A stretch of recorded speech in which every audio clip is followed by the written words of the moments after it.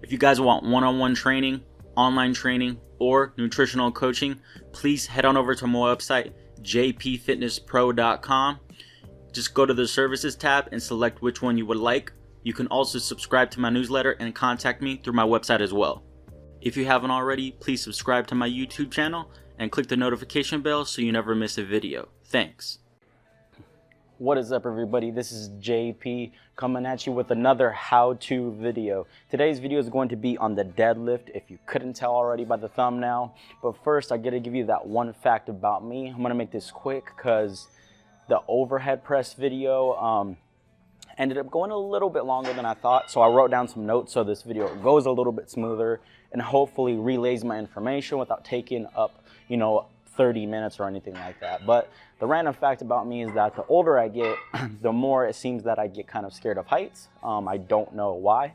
When I was younger, I could go on roller coasters. I could do all this, crazy shit. Go on Ferris wheels, look over edges of balconies and things. But I don't know. It feels like the older I get, the more scared I get of heights. I don't know why. Like Ferris wheels scare the living hell out of me at the top of a Ferris wheel. It just makes me feel like I'm gonna almost have like a panic attack. I don't know what that is, but I don't know. Maybe it happened to you guys. But let's get right into the video. So I'm going to be looking at my phone, but it's just because I wrote down some notes so I can make this a little bit more smooth for you guys watching this video, and hopefully each point goes a little bit quicker. So the first point is when you walk up to the bar. When you come up to the bar, you want the bar right over midfoot. You don't want it too close to you, or you don't want it too far away. The reason is that when your knees go a little bit more over the bar, you're going to get more quad involvement, which isn't a bad thing. Some people are just going to be a little bit more quad dominant. Overall, there's very limited involvement of the quads in a conventional deadlift. There's more quad involvement in a sumo deadlift. So when you're doing a conventional deadlift, you want the foot to be, you want the bar to be like basically over midfoot. Now, if you're doing a sumo deadlift with your feet out, I'm not going to demonstrate sumo too much in here, but I am going to touch up on sumo points. Sumo a little bit. For the most part, sumo and conventional, all the tips that I'm giving are going to go to both, but I will touch up on sumo as well. So when you're in conventional, you want the bar right over midfoot, not directly touching your shins. You don't want it like right on your shins. You want it a little about midfoot, maybe a little behind midfoot. You don't want it too far either. You don't want it like on your toes, or definitely not too past your foot. Now, if you're going to go sumo, your knees aren't going to go forward as much, if at all, compared to a conventional. So you could have the bar even a little closer with you in regards to conventional.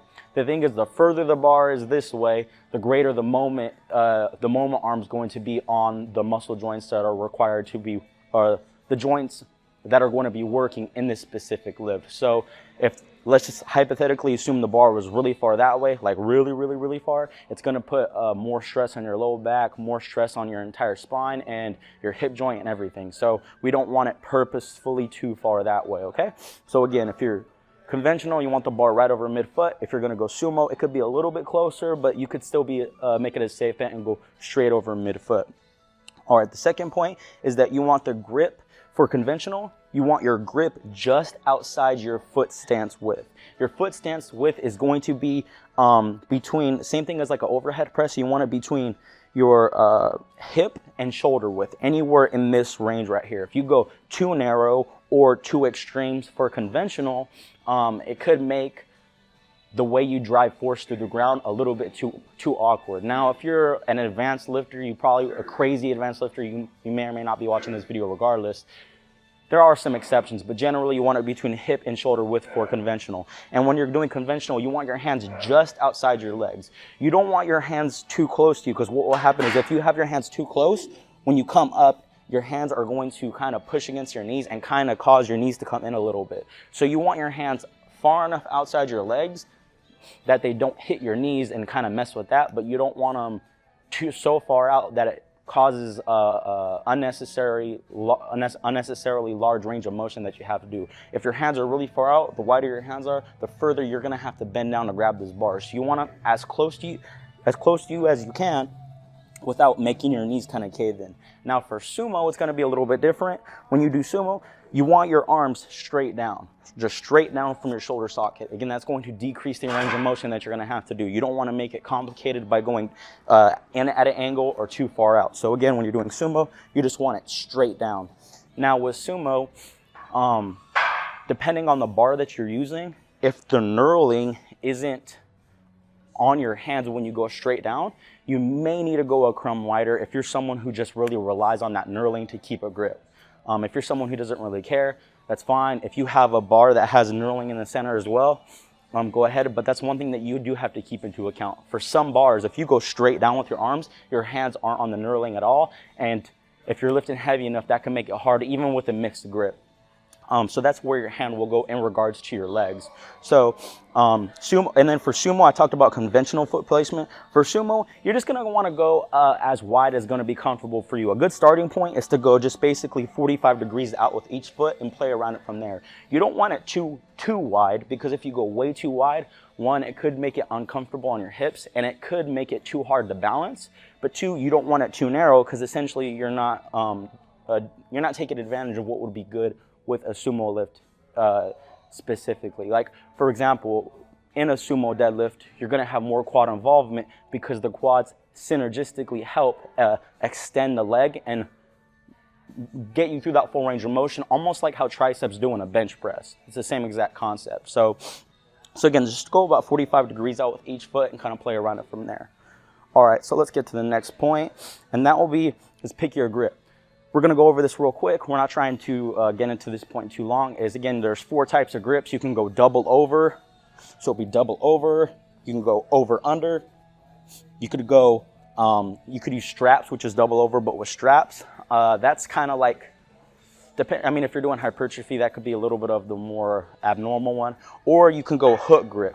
Hook grip is definitely one of the more abnormal ones, but it's technically going to be legal for powerlifters. So if your main goal is, if you're a power lifter, obviously straps are going to be completely out.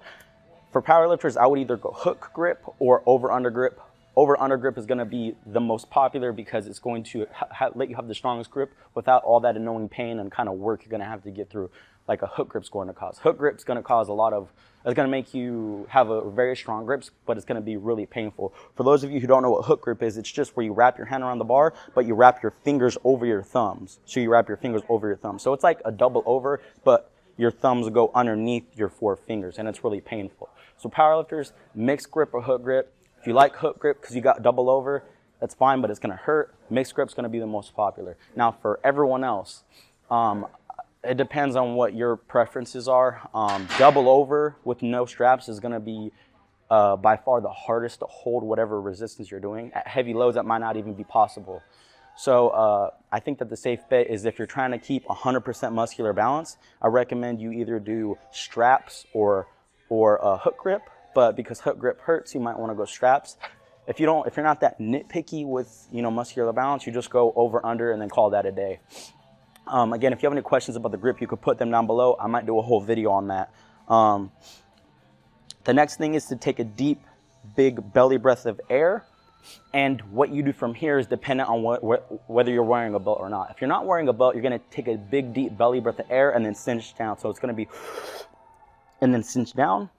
If you're wearing a belt, it's going to be take a big, deep belly breath of air and push against the belt. So the reason why I'm telling you bracing first, because you can brace before you straighten out your back and get tight for the lift, or you can brace kind of when you're already grabbing the bar. That's going to be a personal preference. But again, those are the 2 types of bracing. It's big, deep belly breath of air and push against the belt if you're wearing one. If not, you're going to cinch down. So it's and then push against the belt. Either or, depending on whether or not you're wearing a belt.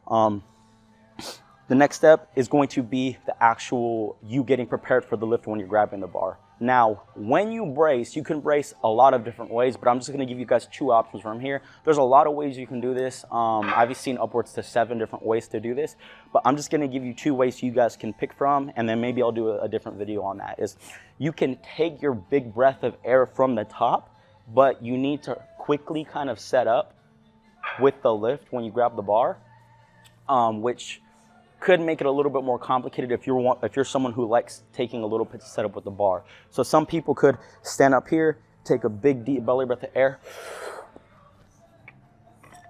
and then lift from there. And then some people could do it at the bottom when they're already gripping the bar. I like doing it at the bottom when I'm already gripping the bar. So you could either get tight in your core before and then go and pull. And I'll tell you the steps a little bit in a little bit, but or you can grab the bar first and then get tight. So what I like doing is grabbing the bar first, getting everything tight, and then going from there. So what I'll do is you get your stance how we talked, you pick your grip, and then from here, I actually like rounding my back, just not before the pull, rounding my back to take in that big deep belly breath of air. When I have my back straight and then I try to take a big deep belly breath of air, it doesn't feel like I can really get good intra-abdominal pressure. That's just me. So what I like doing is from here, taking a rounded back, taking a big deep belly breath of air, and then getting tight for the rest of the lift. So pick when you want to brace. Again, that's a personal preference. I like that second one that I just mentioned. Now, once you have that big deep belly breath of air, whether that's before you bend down to grab the bar or after, you want to focus on a few main key points. Again, there could be a lot of stuff here that we focus on, but I'm not trying to make this an hour-long video. Obviously, you want to straighten your back. Now, you don't want to overextend your back. You don't want a hyperextension going on here. Some people put so much emphasis on getting an extended back that it can almost be the reverse and too harmful than someone who has a little bit of rounding. Now, I'm not saying have rounding. I'm just saying that a slight extension or a neutral back is better than either of the extremes, a super rounded back or a super extended back. In some advanced cases, very few advanced cases, I don't want you to take this and run with it, a very, very, very slight rounding of maybe like your thoracic spine can actually help you lift a little bit more. But again, I'm not even going to get into that because I don't want someone to take that and then go and deadlift like a cat and then, you know, say that I told them that. But so the first thing is you want to straighten your back. It's very self-explanatory. Just extend your back till it's neutral or slightly extended. You want to engage your lats, and we'll talk about that in a little bit. Grip the bar with all your might, so squeeze it really hard, and then take the slack out of the bar. Obviously, straighten your back is self-explanatory. Now, when you engage your lats, I did a whole video on where your shoulder should be over the bar during the deadlift. It could be slightly over the bar this way, or it can be just straight over the bar. We're just going to talk about it being straight over the bar. But once you grip the bar from here, to engage your lats, a good cue that I've heard from someone, I forgot where I heard this from, but it was somewhere on YouTube, is to tuck your elbows into your back pockets. So you want to tuck your elbows to your back pockets to engage your lats. So if I think about my elbow with straight arms, think about tucking them, get them real tight. If you stand here and think about tuck them into my back pockets, boom, you're gonna help, you're gonna feel your lats just get real tight. So that's one good cue you could do for engaging your lats, is just come down here and think about, boom, getting my elbows, getting them, think about tucking them into my back pocket, so that'll help engage your lats from there. So again, straighten your back, engage your lats, grip the bar with all your might, just squeeze it really hard with whatever grip you're using. Again, this has a synergistic effect, like I've already talked about in all my other videos. If you take your arm with a limp wrist and try to flex your bicep, it's kind of hard to get a strong flex on your bicep, but if you squeeze your hand and then try to flex your bicep, it almost feels like you can get a stronger grip. So you don't want certain parts of your body real lax and limp, and then other parts of your body real rigid. You just want everything rigid. So grip the bar with all your might. And the last point is to take the slack out of the bar, okay? Now, if you're working with real light loads, you're not technically taking the slack out of the bar since there's no slack. The bar is not gonna bend. But what that point means is you don't want to go from 0 to 100 with trying to slap all your force on the bar. So you're not going to take the bar, go from no force to a bunch of force like that. That's not how it's going to work. You're going to kind of go from 0 to 80 before the bar breaks the ground, and then you're going to go from 80 to 100 really fast, because we want to lift fast in the concentric portion. So we're not going from here like that. We're going from slow, slow, slow, just like that, okay? So we're not slapping the bar. So if you're not working with really heavy loads, you're not taking the slack out of the bar. You're not actually taking slack out of the bar, but you're taking slack out of the bar. So we're just trying not to go from 0 to 100, okay? So when you're actually doing the pull, the first half of the movement, just think about pushing the ground away from you with your legs. So you're trying to push the ground away from you. This is a good cue for people who tend to pull with their back. And I'll talk about this at the key problems at the end is you're not pulling the deadlift like you're pulling a lawnmower. We're not coming down here and pulling it like we're pulling a lawnmower. That's gonna kind of give you the wrong cue, and it may get your back too much involved into the movement. Your back should just be isometrically contracted to help you stabilize. It's just gonna be an isometric contraction. There may be a little concentric, eccentric contraction at maybe like your low back at the top of the movement, but regardless, it's not going to be, your back should not be a prime mover in the sense that it's concentrically and eccentrically contracting. It should just be there to help stabilize and keep you rigid. So the first half of the movement, all the way up until around the bar gets to about knee height, just think about kicking the floor away from you with both feet. Think of it almost like a leg press, or you're trying to push the earth down. That's all the way up into the halfway mark. From the halfway mark through the rest of the movement, you're just driving your hips forward. So again, another good cue for this is your hands are just hooks. They're just hooks to hold the bar, okay? You're just grabbing the bar, your back's just there to stabilize. Don't pull like a lawnmower. The first half is you're pushing the earth down. The second half is you're driving your hips forward. So from here, we do all the steps. Come here. Leg press, hip drive. Just like that, okay? Remember, on any of these points, you guys can comment down below if you have any questions. For the lockout, it's self-explanatory. We're just driving our hips forward. But one point to make is just don't overextend. You just want to come to neutral. You may see videos of people doing crazy matrix stuff, just like I was talking about for the overhead press. Like, we're not on some matrix bullshit. We're not dodging bullets over here doing this. Just come straight from here. Lockout, just fully lock out, and that's it. Again, we're not doing crazy leaning back or anything like that, okay? And then as the descent, it's the same thing. You're just reversing the movement in a controlled manner. Just calm down in a controlled manner, keep the bar close to you, and that's essentially it. Now, some of you may be saying, well, what about all these little things? There's little things that I don't necessarily talk about because I haven't seen enough evidence to kind of make them a major point. This deadlift tutorial is just to go over major points. And I'm not trying to go into super tiny advanced things. I can make one 5 to 10 minute video on one tiny point for the deadlift, which I probably will in the future, like where your head's supposed to be and certain things. And like how I did a video a week ago about your shoulder could be a little bit over the bar. It's just going to require more work from your lats, and it's going to take a little bit load off of your hips and low back, and it's going to make it harder on your lats. Again, I did a whole video on that, so I'm not trying to go over all that stuff, but I will address some key kind of problems that I see with the deadlift in general. Is one, keep the bar close to you. When I see people deadlift, sometimes the bar starts to drift away. And again, that's going to make the lift unnecessarily harder. So you want to keep the bar close to you. Now, I'm not saying that it has to be scraping your shins, but typically for someone who's doing the deadlift right, if they never scraped their shins when they're doing a deadlift, I'd probably find that a little bit funny. So yeah, I would essentially say keep the bar close to you.